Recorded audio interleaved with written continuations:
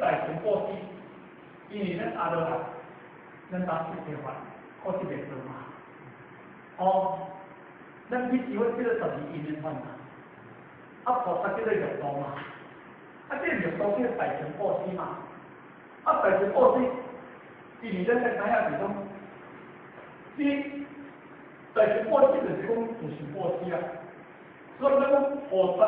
应如是报喜，知道吗？伊这道话咱一定要讲无出来，伊这道话咱若讲无出来了后，咱就报喜到这个去。所以你说知道我讲，自性无明法，欢喜用不用？出名技能三，对名修行度，这个叫做后面说出伊的大乘报喜记，大乘报喜记就是咱对来讲无是报喜的意思。自性就是讲啊，因为咱话，伊这分做三段啊，自性就是讲大智。